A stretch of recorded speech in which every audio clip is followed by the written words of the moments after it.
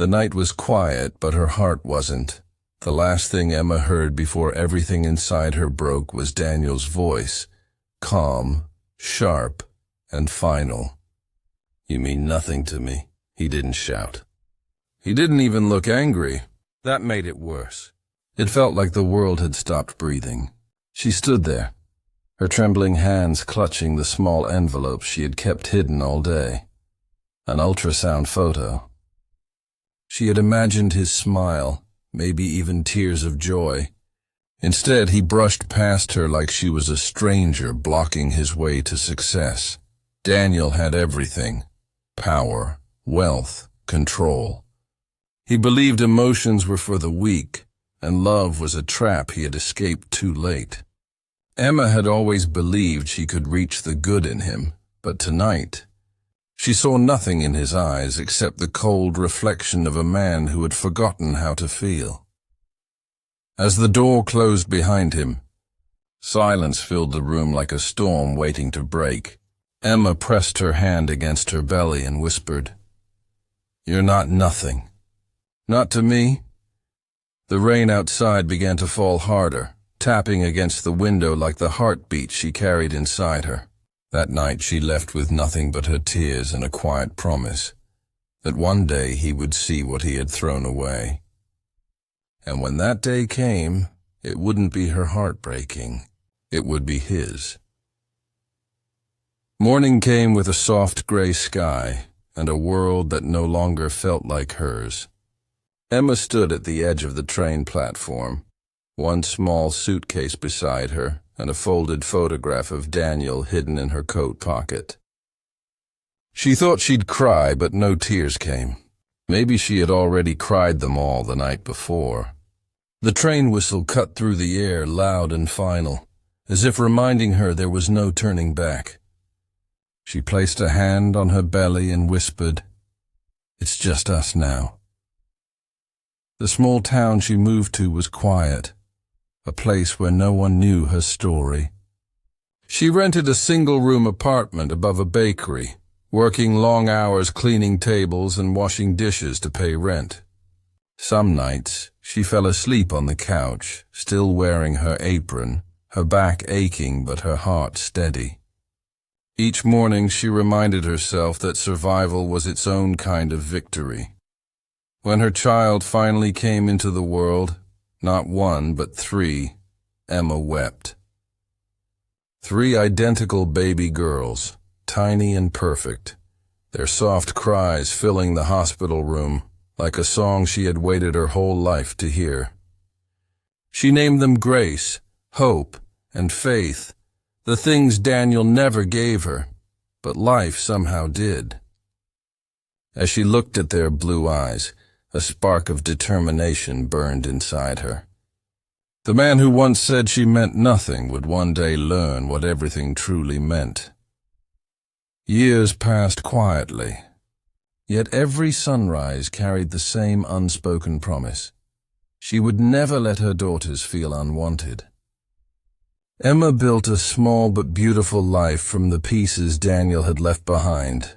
She worked at the same bakery she once cleaned, and over time, her cakes became famous in town. People came from nearby cities for her kindness as much as her pastries. Grace, Hope, and Faith grew into bright, laughing girls who filled every corner of her world with life. Still, sometimes, in the silence after the girls fell asleep, she'd catch herself staring out the window, wondering if Daniel ever thought of her. Did he regret what he'd said? Did he even remember? The thought hurt, so she buried it deep. Until one Saturday, fate brought her past back to her doorstep. It started like any ordinary afternoon. Emma took the girls to a city fair. Cotton candy, music, laughter. She was tying ribbons in their hair when she froze. Across the crowded square, a man in a tailored suit stood beside a charity banner. His hair was streaked with silver now, his posture sharp, but his eyes, those familiar blue eyes, scanned the crowd like someone searching for a memory. Her heart stuttered. Time folded. The man who once said she meant nothing was standing not 20 feet away. And then, as if destiny itself wanted to twist the knife, he turned and saw the 3 little girls who looked exactly like him. For a moment, Daniel couldn't breathe. The noise of the crowd faded until there was only the sound of his heart pounding in his ears. 3 little girls, same blonde hair, same blue eyes, staring at him with the same innocent wonder he once saw in Emma. He took one unsteady step forward, but his voice caught in his throat.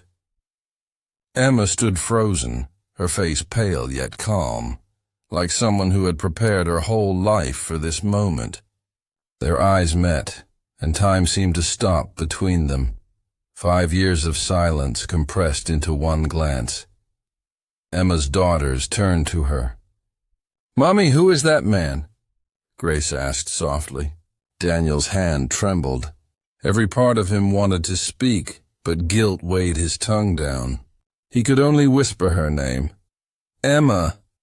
As if saying it could rewind time, she didn't move.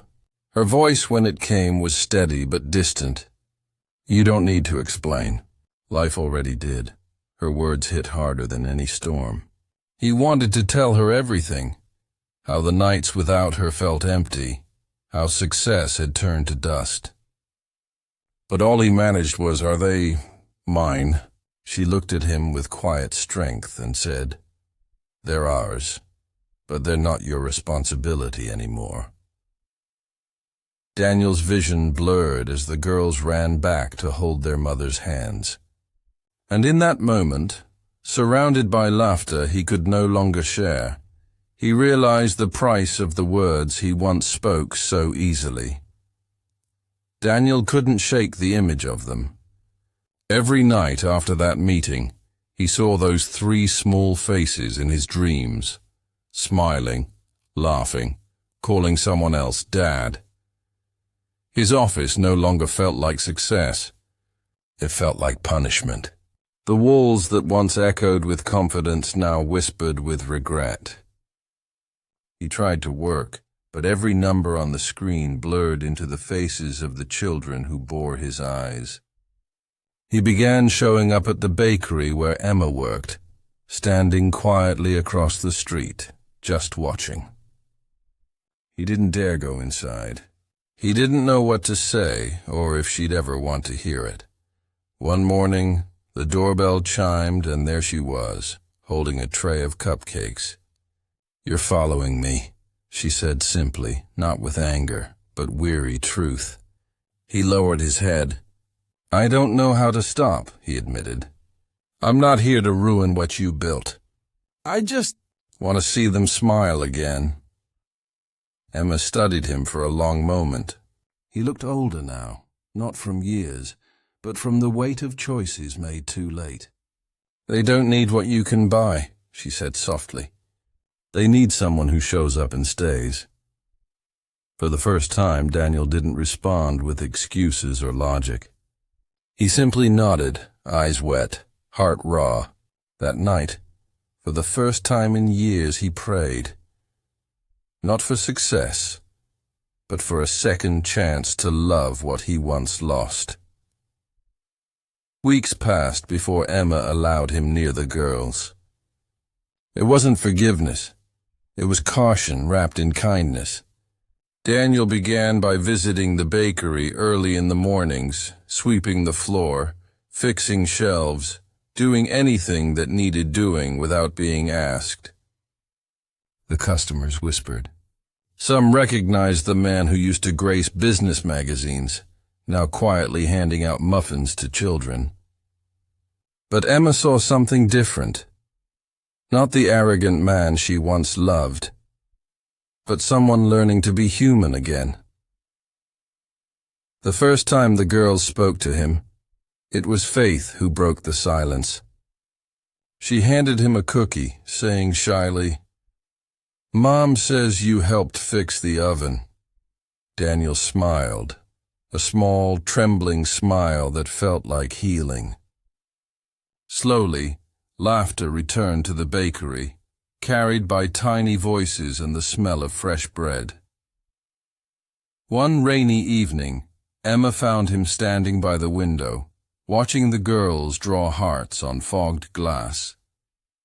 "You don't have to keep proving yourself," she said quietly. He turned to her, eyes glistening. "I'm not proving anything," he replied. "I'm just trying to be someone they can be proud of. Someone you can believe in again." For a long time, neither spoke. Outside, thunder rolled softly, and inside, something even quieter stirred, the fragile beginning of forgiveness.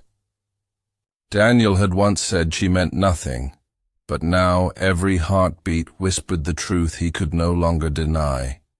She and those 3 little girls were everything he had ever needed to become whole again.